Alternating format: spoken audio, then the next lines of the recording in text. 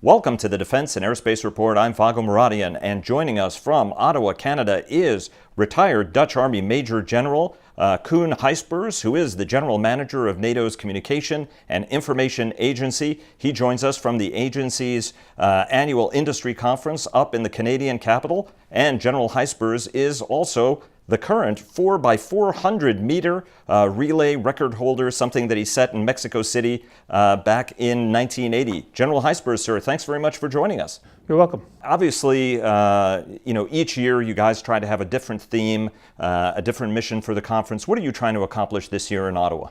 This year we really focus on innovation, on new ideas and quick implementation of ideas in the IT environment of NATO. So what are some of the specific initiatives you guys have rolled out at this conference? I know that there are a lot of small businesses that you guys are trying to engage. What are some of the specifics that you're trying to accomplish? Because it's about 600 people who participated in the conference.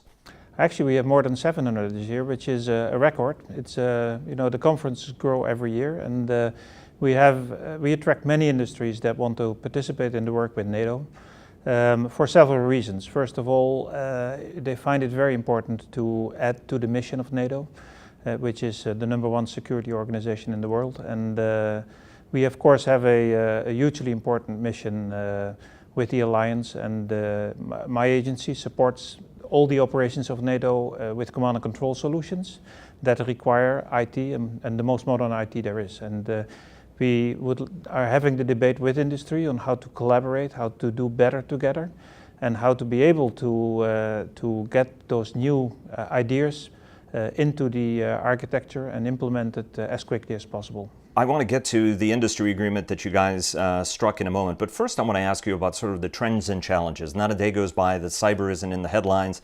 A lot of talk obviously about Chinese, Russian, but also Iranian, ISIS, as well as North Korean activities that have gotten a lot of attention. What are the key trends that you're seeing and the key challenges that have to be addressed by the alliance? Now, NATO as an organization is using a lot of technical command and control systems that it requires the fact that cyber defense is of ultimate importance to the alliance. We have seen significant increase in cyber attacks on alliance networks in the last year, about a 40% increase over 2015. And this increase is not just, let's say, the normal hackers, but we see a lot of what we call advanced persistent threat. Those are foreign security organizations that try to infiltrate in the networks and exfiltrate data out of our networks to other areas, and that's of course really a concern. We are in good shape. We have not seen NATO too often in the news, but my concern really is that we need to be able to innovate quicker than the opponent is in order to remain safe and secure in our IT environment. What's the key to that agility as far as you're concerned? The key is identifying, solutions that fit in the overall architecture, because there is a lot of solutions out there and not all of them are as good. You see that in the IT environment, especially in cyber, there is so much money at the moment that because everybody sees this as a concern. And that means that you see a lot of startups and only 10-15% really will survive. And you need to be able to identify those solutions that are going to help you in the longer run, and then implement it quickly. And that is something that we discuss here with industry. We share those ideas. We share also what the best solutions are, and have a proper debate with the different companies on how to do that best. You were instrumental in crafting the Alliance's cyber strategy that was adopted at the Wales Summit, and then the cyber pledge that was adopted at the Warsaw Summit last year.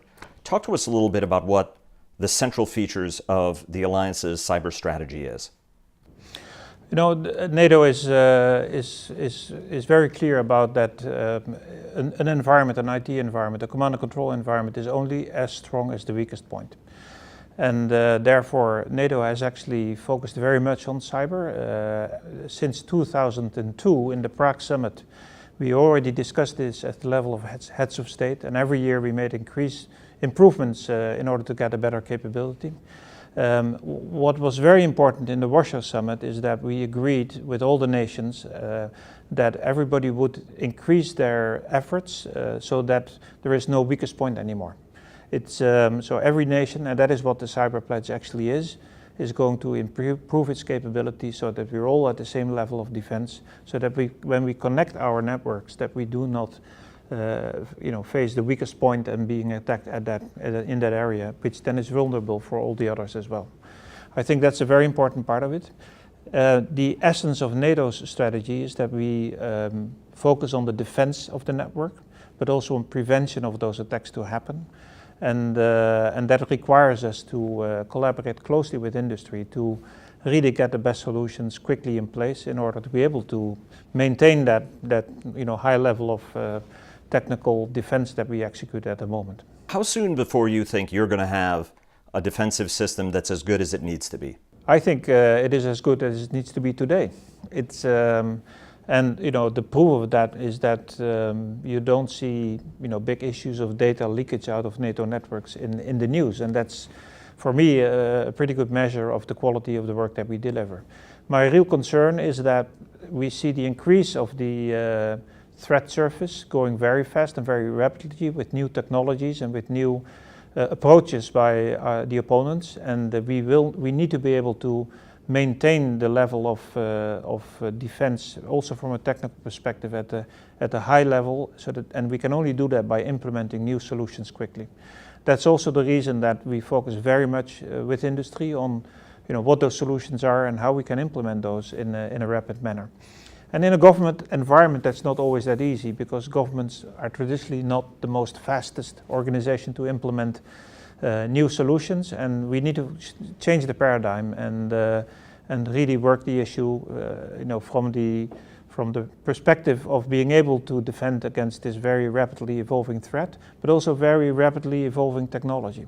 And we need to match those two and then make sure that we implement that not only in the alliance networks, but also support nations in order to implement that at the same level. You were instrumental in the NATO Industry Cyber Partnership, and at the conference there in Ottawa, you struck the latest cooperative agreement. Talk to us a little bit about the overall partnership scheme that you have and the most recent agreement that you guys struck. Yeah, one of the essence of being able to defend your networks is that you share threat data with other parties. And we have agreed with industry. Actually, the summit in Wales 2 years ago, that's where our head of state have agreed that we should collaborate with industry. But I'm working with industry in the last 2 years to come to agreement on how to practically do that. And the result has led to now 11 partnerships agreements signed with industry that allow us to share data, cyber threat data, but also good ideas about solutions with them in order to be able to be better prepared for attacks that might happen on your network, but they already have seen in another part of the world. And the other way around, of course, because we also see things that they don't see. And it's my strong belief that only when you connect to those companies you can really prepare yourself best to defend your networks. And the last agreement we signed with RSA, which is an important cyber company from the Silicon Valley area. We did it before with companies like Symantec, Palo Alto, Microsoft, Cisco, and also European companies, including British Telecom and Leonardo. On the first day of the conference on Monday, you guys unveiled a study with FireEye, Mandiant FireEye. Tell us a little bit about what that study, why was that such an important study and what were the key findings? Yeah, the FireEye part is really looking at, it's actually a yearly report that they bring out on the status of what's happening on the internet and where the threats are coming from. And we also have this agreement with FireEye on the sharing of those data, and that is why we invited them to present their findings in the conference here. Really, you see that we face different types of attack, different approaches in the development of the way our attackers go into networks, not only in the defense environment, but also in the banking world and in other areas. And that's really where companies like FireEye help us a lot, because they see more than just the defense environment. They look at other environments as well, including banking world that really face a lot of cyber threat as well. but at the same time in other areas. And they bring that together and share that then with the defense environment, which makes us better prepared for future attacks. What we normally discuss as cyber operations, other countries discuss as information operations, and Russia is among those countries that makes that distinction. At a time when the Russians are using incredibly sophisticated means, bot attacks, what have you, bot operations, information operations more broadly, to affect the outcome of elections, both in Europe but also, as we've seen, in the United States. What's the role of an agency like yours that's a cyber agency to be involved in the information space to defend citizens at a very fundamental level from, for example, misleading information? I can actually be very simple. That's without our mandate. We are really only focusing on the defending NATO networks. So when NATO networks would be attacked by those opponents, then we would, of course, come in action and prevent that attack to be successful. But we're not directly engaged with any other attack in nations. It is that, of course, nations share those data and those ideas through NATO in the Cyber Defense Committee and in other areas, but as an agency we have no direct involvement in that. Understood. Let me take you something where you do have a direct involvement, and that's the relationship with industry. How would you characterize the change in the relationship industry in the last 5 years of your tenure as the general manager of the agency? You actually could better ask that to industry, whether they're happy with that. But I must say that we see a huge increase in not only global participation of people in conferences like this. We started with about 400, today we're at 700. But I see that the level of discussion is much more intense than it was in the past, and we trust each other more. We have developed environments in which we can share ideas, before the competition starts, and that's really important because we want to make sure that we implement what the best practice of industry is, and not just what we think is the best practice, and challenge the industry to come up with good ideas in order to give us the best solutions available.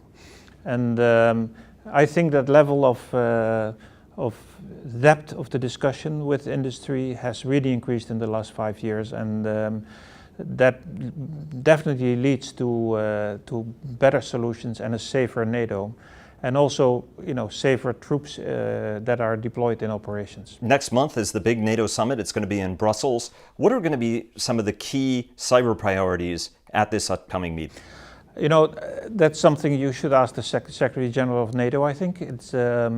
It's clearly that NATO is still developing the ideas of what exactly will be discussed at the table during the summit, and that's not something where even if I knew would reveal that at this moment, because this is really a political responsibility that our leaders and our heads of state have to lead. Understood. But if you were the guy who was writing the agenda, what are some of the issues you think that the senior leaders of the alliance should be focused on? I would like to see more transparency in the performance of all the parties, including NATO itself, on the level of cyber defense.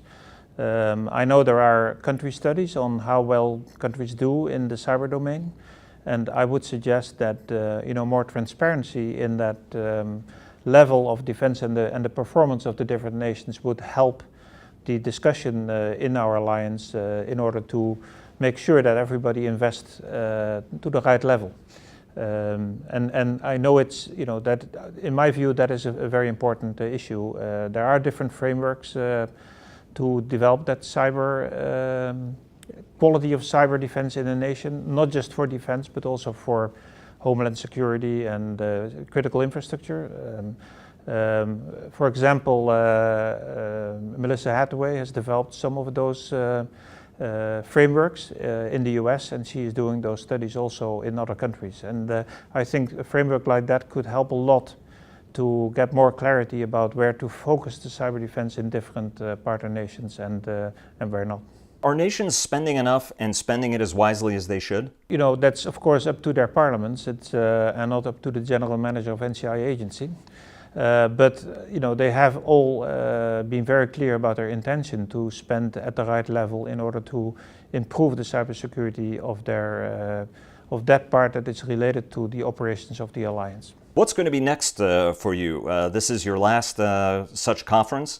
Your term is coming to an end. You're a legendary sprinter. You still hold the record, the Dutch record, or were on the team, the 4x400 meter record that I think goes back to 1980. You served a career in the Royal Netherlands Army. What's next for you? Now, it will definitely be not running anymore because I did too much in my life. I don't have an Achilles tendon, so that's something that is over. But I will definitely work, and most likely in the defense and cybersecurity domain, and see if I can help in order to improve the safety in the environment. General Gijsbers, sir, thanks very much for joining us. We really appreciate it. You're welcome. Thank you.